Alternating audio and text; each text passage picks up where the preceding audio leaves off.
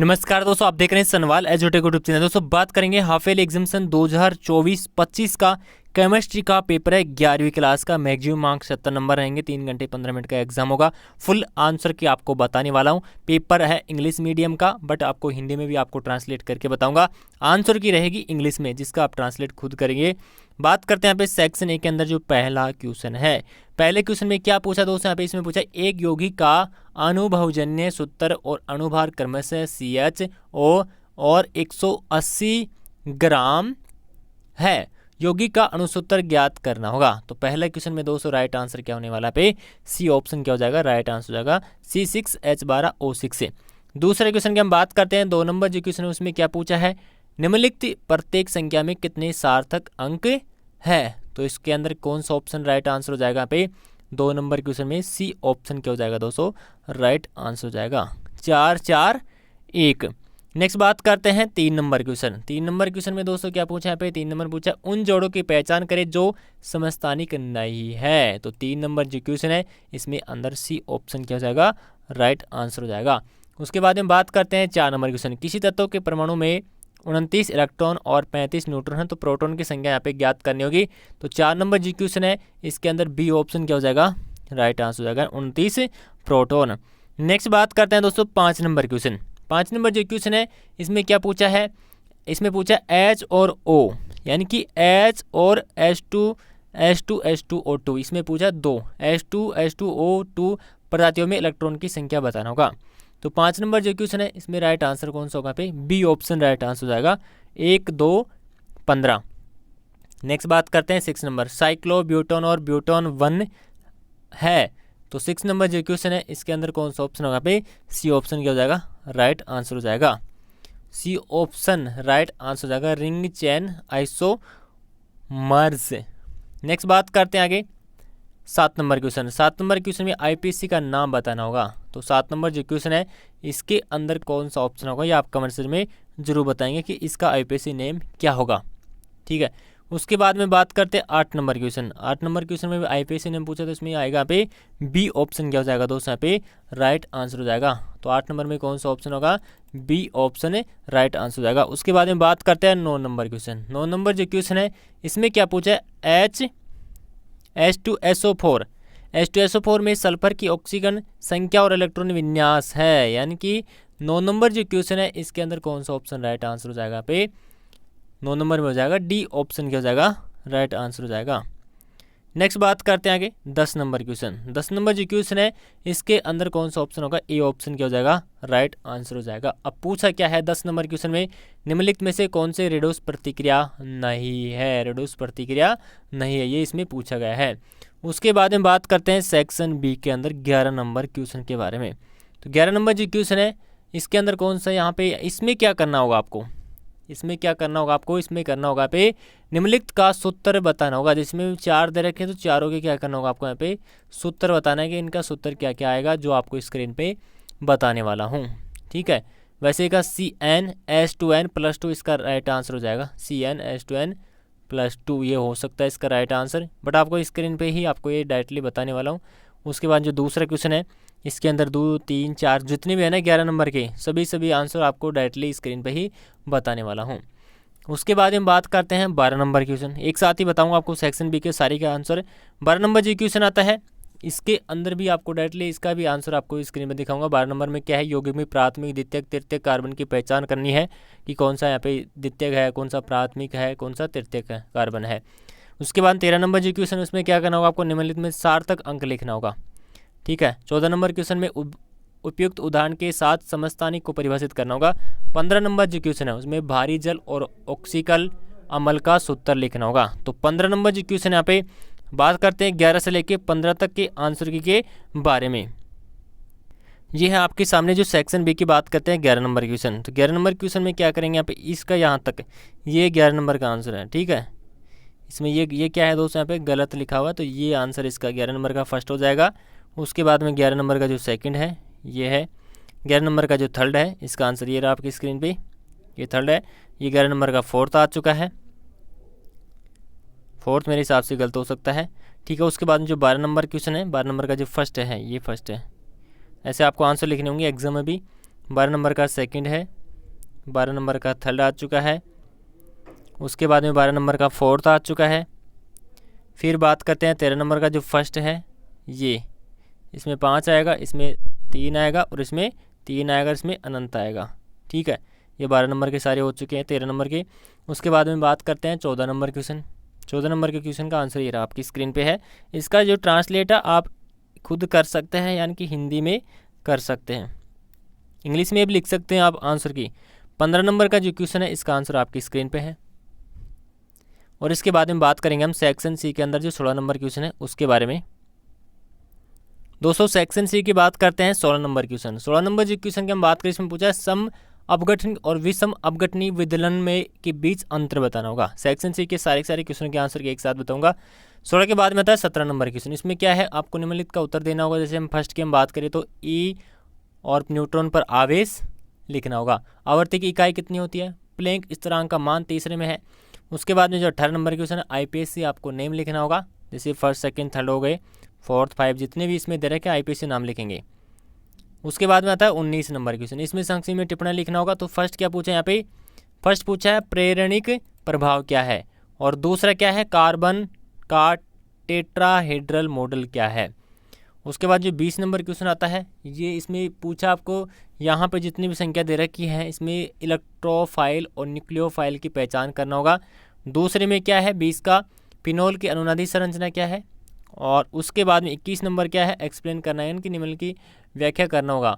तो पहला है बहु अनुपात का नियम होगा 21 का फर्स्ट। सेकंड होगा विकिरण की दैत्य प्रकृति क्या है। 22 नंबर क्वेश्चन का जो फर्स्ट है विकिरण की एक फोटोन की ऊर्जा गणना करेंगे। आवर्ती 4 × 10⁻14 हर्ट्ज दे रखी है।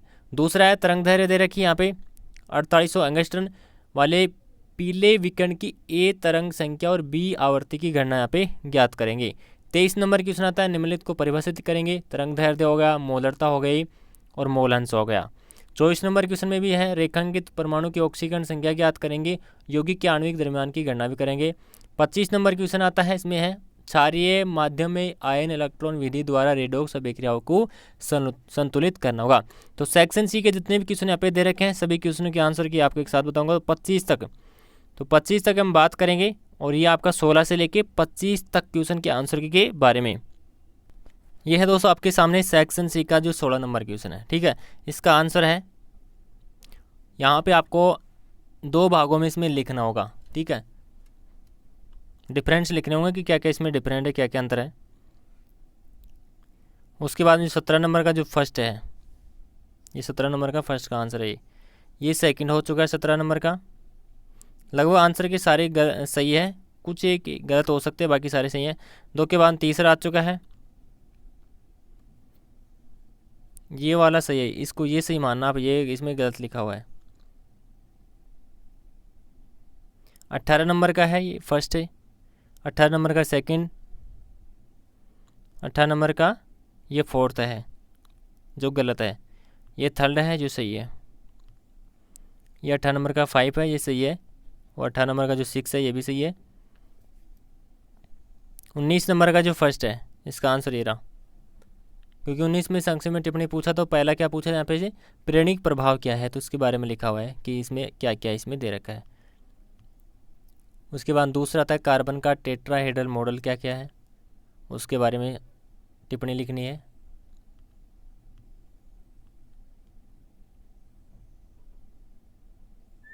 नेक्स्ट आता है 20 नंबर का जो फर्स्ट है, 20 नंबर का फर्स्ट है इलेक्ट्रोफाइल और न्यूक्लियोफाइल की पहचान करना कि कौन कौन से है। तो इलेक्ट्रोफाइल तो ये वाले हैं, ये वाले इलेक्ट्रोफाइल है, ये है न्यूक्लियोफाइल। ठीक है, और उसके बाद में आता है 20 नंबर का जो सेकंड है फिनोल का अनुनादी संरचना बताना है।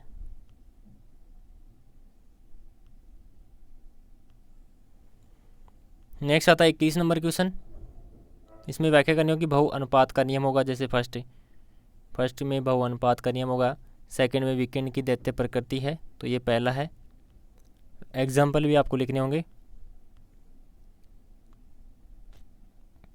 उसके बाद में ये सेकंड आता है विकिरण की दैत्य प्रकृति,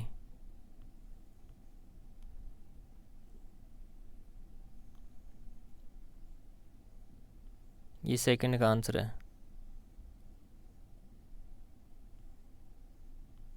यहाँ तक। नेक्स्ट आता है 22 नंबर क्वेश्चन।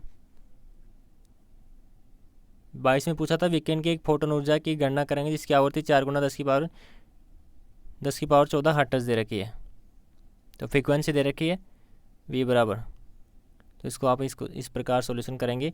उसके बाद में सेकंड है तरंग दैर्घ्य दे रखी है और इसमें आपको तरंग संख्या और आवर्ती की गणना करनी होगी।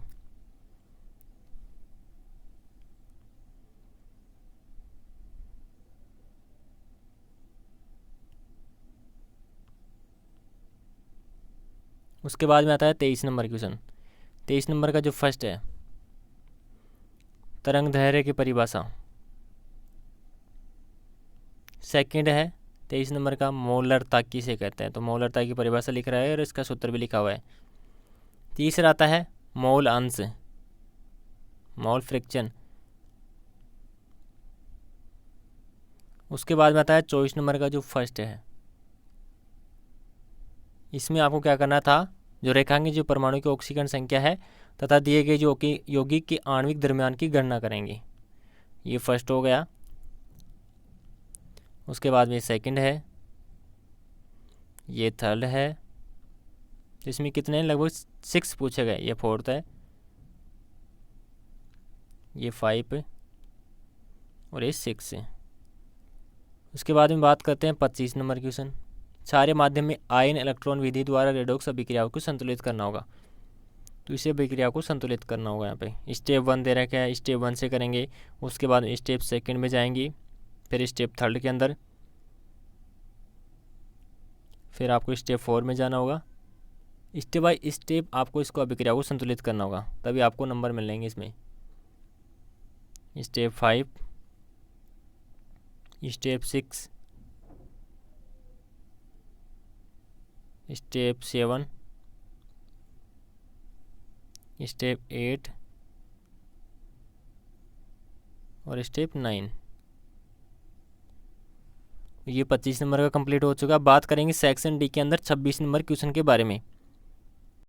सेक्शन डी के अंदर बात करते हैं 26 लॉन्ग आंसर टाइप के क्वेश्चन है। ये 26 नंबर क्वेश्चन में उपयुक्त उदाहरणों के साथ आपको निम्नलिखित की व्याख्या भी करनी होगी, यानी कि उदाहरण के साथ साथ व्याख्या करेंगे।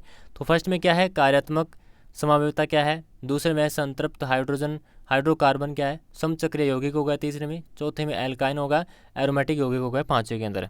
अथवा के अंदर भी है, दोनों में से एक करेंगे। आंसर क्या आपको बताऊंगा लास्ट में। स्थिति समावेशिता क्या है, असंतृप्त हाइड्रोकार्बन क्या है, हेलो चक्रीय यौगिक, एल्केन और एलिफेटिक यौगिक हो गया। 27 नंबर क्वेश्चन में क्या है, कैथोड किरणों को गुणों की सहायता से समझाना होगा फर्स्ट में। सेकंड में पूछा रदरफोर्ड प्रकीर्णन के प्रयोग को उपयुक्त आरेख सहित समझाना होगा। अथवा के अंदर इसमें पूछा गया, अथवा का फर्स्ट है 27 में एनोड किरणों को गुणों सहित समझाना होगा। दूसरा है हाइड्रोजन के रेखा स्पेक्ट्रम को उपयुक्त आरेख सहित समझाना होगा। 28 नंबर जो क्वेश्चन है तो उसमें क्या है, अभिक्रिया लिखना होगा। ठीक है, उत्तर देना होगा अभिक्रियाओं के लिए, यानी कि जैसे 2H2 + O2 होगा 2H2 होगा। उसके बाद जो फर्स्ट आता है इसके अंदर, फर्स्ट क्या है, STP पर H का आयतन H2 पर का आयतन क्या है ये बताना होगा। दूसरा आता है STP पर H2O का आयतन क्या है। तीसरा आता है क्या ये अभिक्रिया द्रव्यमान संरक्षण के नियम का पालन करती है।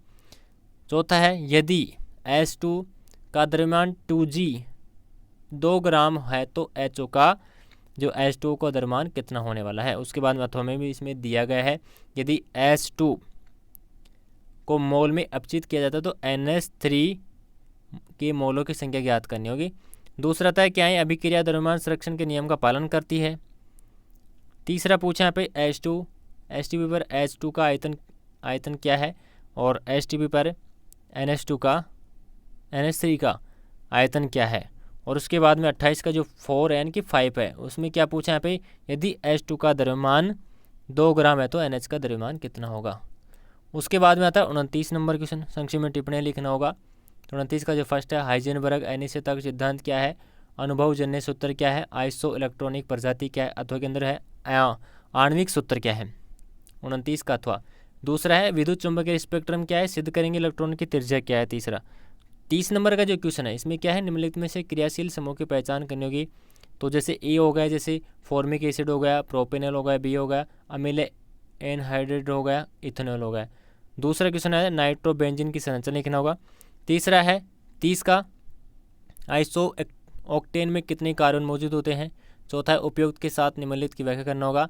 जैसे हम फर्स्ट बात करें विस्थापन अभिक्रिया उदाहरण हो गया, विस्थापन प्रतिक्रिया उदाहरण हो गया, असमानुपातिक प्रतिक्रिया हो गई। उसके बाद अथवा के अंदर इसमें पूछा गया है इसमें निम्नलिखित की क्रियाशील समूह की पहचान करना होगा। जैसे फर्स्ट की बात करें ब्यूटेनॉल होगा, दूसरा होगा फिनॉल, और तीसरा एथेनॉइड क्लोराइड होगा, चौथा ब्यूटेनॉल अम्ल हो गया। दूसरा भी क्वेश्चन इसमें पूछा गया है तो यूरिया का संरचनात्मक सूत्र लिखना होगा। तीसरा है नियोपेंटेन में कितने प्राथमिक कार्बन होते हैं। चौथा है उपयुक्त उदाहरण सहित निम्नलिखित की व्याख्या करना होगा। और चौथे का यहाँ पे जो फर्स्ट पॉइंट आता है ए, अपघटन अभिक्रिया के बारे में, संयोजन अभिक्रिया के बारे में। दोस्तों पेपर क्या हो चुका है, कंप्लीट हो चुका है। तो जो लास्ट का जो सेक्शन डी है इसके आंसर के बारे में एक साथ ही चर्चा करेंगे। जितने भी इसमें क्वेश्चन दिए गए 30 तक दे रखे हैं, 26 से लेके 30 तक। तो बात करते हैं इन क्वेश्चनों के आंसर के बारे में। यह है दोस्तों आपके सामने सेक्शन डी के अंदर 26 नंबर क्वेश्चन। ठीक है, 26 का जो फर्स्ट है इसका आंसर आपकी स्क्रीन पे है। तो इसको आपको हिंदी में ट्रांसलेट करना होगा। इंग्लिश मीडियम के लिए बच्चों के लिए बहुत ईजी रहेगा पेपर, सारे आंसर के हैं।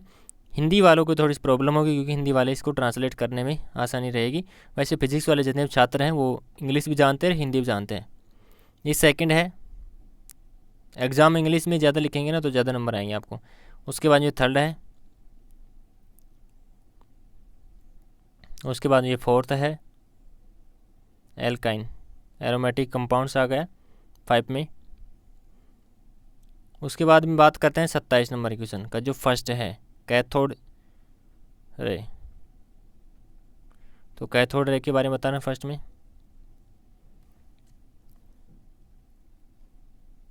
उसके बाद में बात करते हैं सेकंड, ये भी इसका ही है, फर्स्ट का ये भाग है, ये भी इसको नोट कर लेना। उसके बाद में सेकंड आता है, सेकंड का जो फर्स्ट है यानी कि सेकंड नहीं, अभी ये फर्स्ट ही चल रहा है, अभी इसका ही जो पॉइंट है ना वही इसमें है, 27 के पॉइंट में ही दे रखा है। फर्स्ट सेकंड थर्ड फोर्थ जो भी है जितने भी इसमें पॉइंट वाइज वो दे रखे हैं। फर्स्ट के ये पॉइंट 5 पॉइंट, ये सेकंड है क्योंकि 5 नंबर का है तो बड़ा क्वेश्चन है। ये सेकंड है 27 का। ये डायग्राम भी आपको बनाना है। वीडियो बड़ा बन जाएगा बट आपको आसानी रहेगी समझने के लिए आंसर के। 28 नंबर है, फर्स्ट हो गया, सेकंड हो गया आंसर की, ये थर्ड है 28 नंबर का, ये फोर्थ है। उसके बाद में 5 है, ये 28 नंबर का, ये 5 नंबर का है, एक नंबर के हैं। 29 नंबर का फर्स्ट हो चुका है आपकी स्क्रीन पे।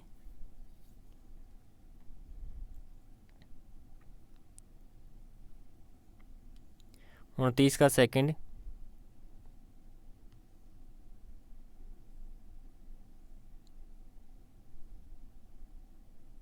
कॉपी में नोट कर लेना आराम से।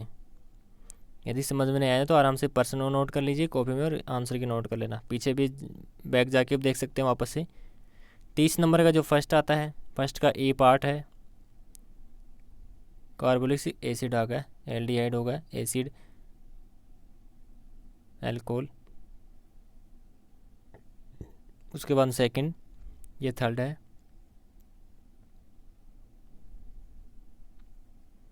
ये फोर्थ है, फोर्थ का ए पार्ट है, फोर्थ का बी पार्ट है, ये फोर्थ का, ये लगभग कंप्लीट हो चुका है।